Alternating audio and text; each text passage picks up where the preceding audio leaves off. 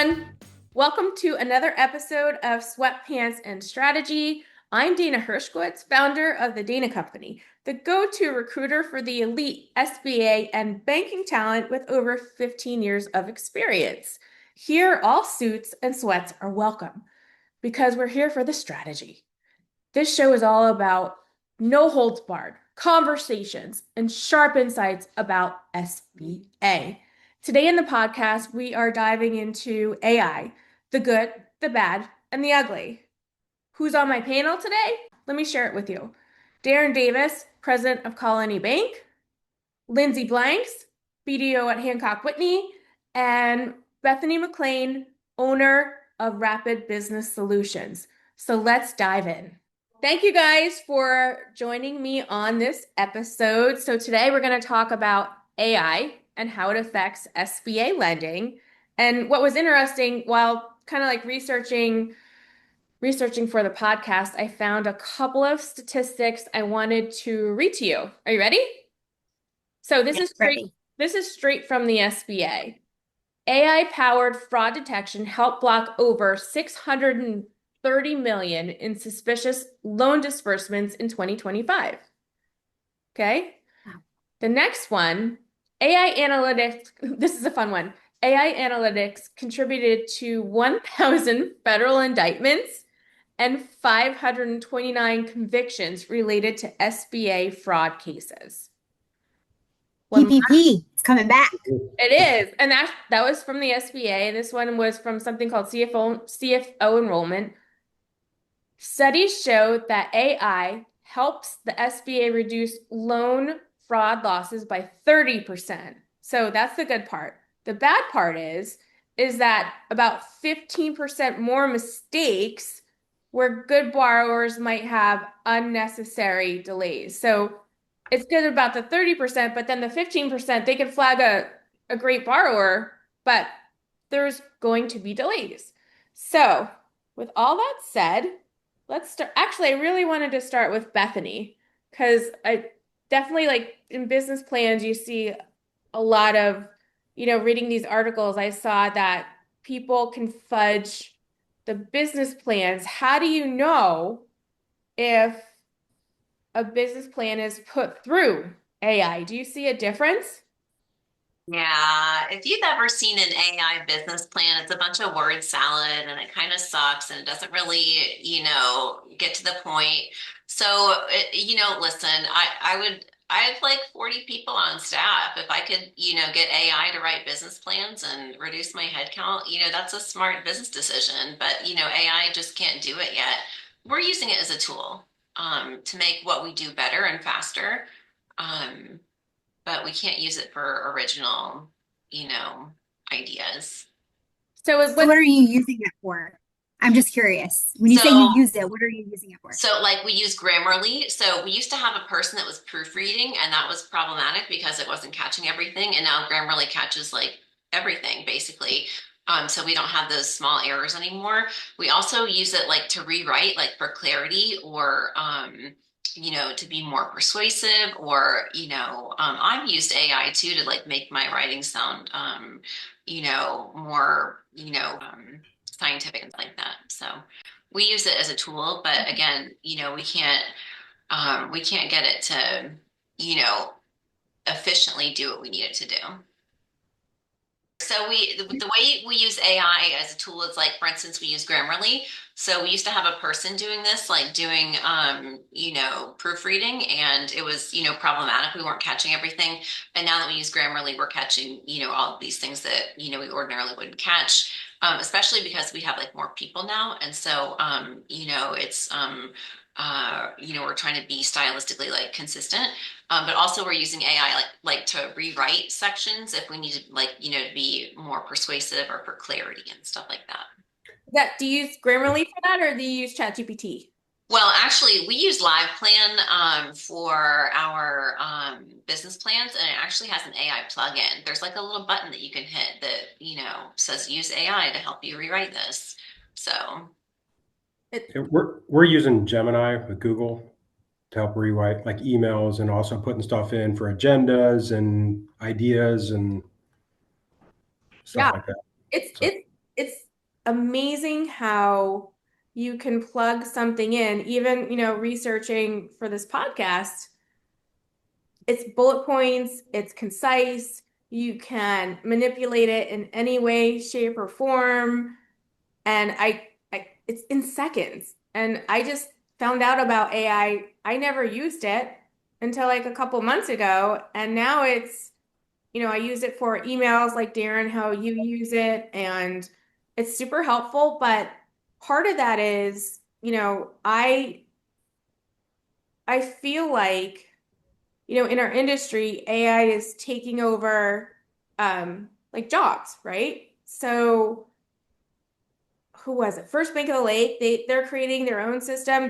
We kind of talked about this a little bit, but do you guys feel like that AI can eliminate jobs and lose the human touch?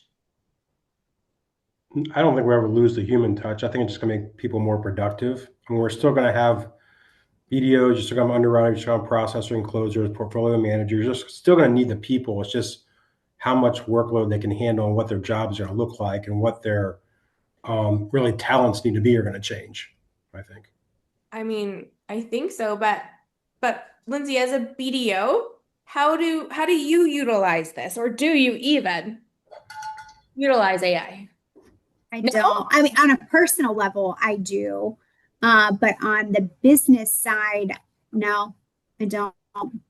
No. And then I just feel like, is it helping lenders or just replacing people? Because there have been job I mean, if it's being used, if it's being used by other lenders, I would love to know what they're utilizing it for. Kind of like why I asked Bethany, what are they using that for, the AI side of it for their business? Because if it simplifies my life, I'm all about, having more time on my hands because, it allows me to be freed up to do whatever the next thing is, right?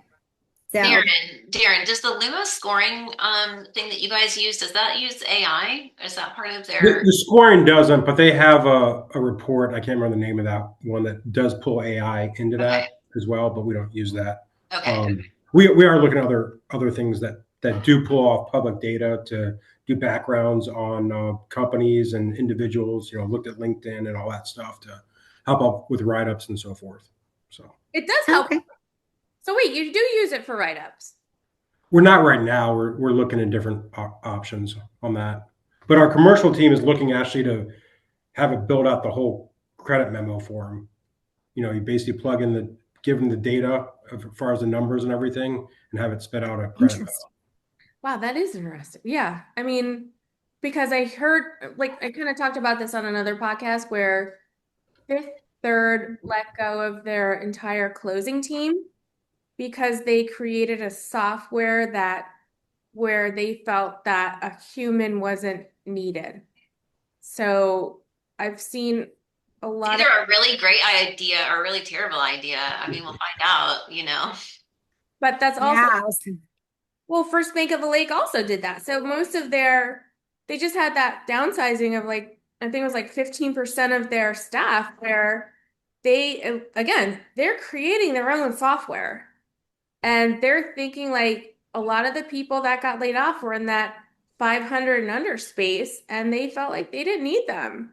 So again, it goes to the question of like, in that term, back office, you're losing the whole entire personalization of doing loans.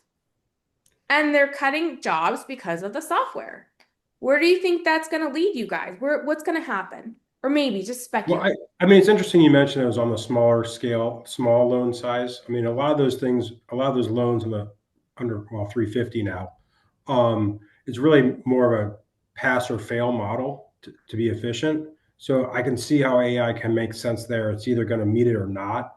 But on larger loans where it's more strength and weakness kind of underwriting and also a lot of moving parts, a lot of variables there, I don't see how a human can't be involved right now because there's too many variables involved. There's too many I's you got to dot, T's you got to cross. I mean, I agree, AI can eventually probably do something down the road, but there's so many different things you got to worry about that if you miss one thing, there's a guarantee repair or denial or something of that sort.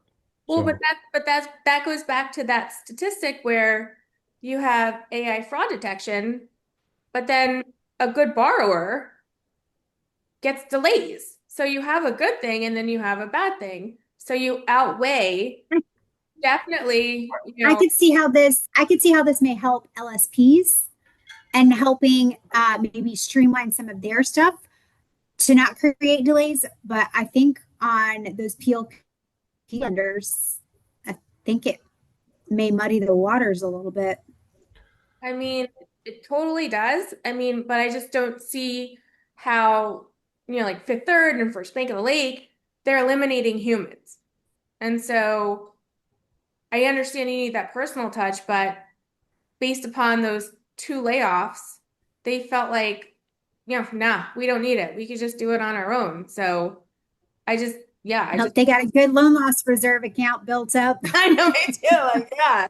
I don't know. well, Like, I mean, I think we also consider too how new AI is and how far we are already. It's kind of scary. I mean, it's moved pretty quickly. But it's also interesting in the SBA world, we usually have a very slow adoption of new technology. So how is that going to go over with industry as well too? well, but there was also a statistic that I read. It was from Deloitte. Banks have been using AI since 2019. Well, for like things like predicting defaults and stuff like that, right? It's been depicting defaults, but in the beginning, in 2019, US Bank and Wells Fargo implemented an AI system in which they increased their loans by 40%, but then those loans were 500 and under. So the larger banks are adapting to AI and they're gaining momentum, but at the same time, you also have like a loss because there's so much fraud that AI is detecting. So again, it goes back to the good and the bad. Even Bethany with you, like business plans. Like there was another statistic where I read, how do you know it's a real plan? How do you know? Because there's so many fake IDs, all of that, all of it. How do you decipher that? How do you look at a plan or even like I look at a resume, I know how it's AI. What do you guys think about that? I mean, Yeah, no, it's pretty obvious when we see AI that's writing a business plan, and somebody doesn't really have experience writing business plans, so it's pretty obvious, we see it, and that's how, a lot of people come to us is because, their banker has said, hey, we can't use this, and then we rehabilitate it. when have you seen an uptake on when have you seen a change? Like have you with utilizing, business plans with AI? Because like I said, I just joined the bandwagon a couple months ago. Well, I'll tell you what, when like ChatGPT came out for the first time, like I guess probably going on 2 years ago or something, like I almost like crap my pants. Okay. I was like, oh no, like I'm gonna like go under. And then I had a person in the industry call me that they knew someone that like wanted to sell me this program that could write AI business plans. And I was like, what? And then, it just didn't do it. It couldn't do it. It couldn't do what we needed it to do. We've been working on, ChatGPT. I have, 22 college students that work for me, and some of them are, learning about this stuff in real time in school right now. And I have them like furiously trying to get AI to write business plans, and it's not happening. So we keep trying.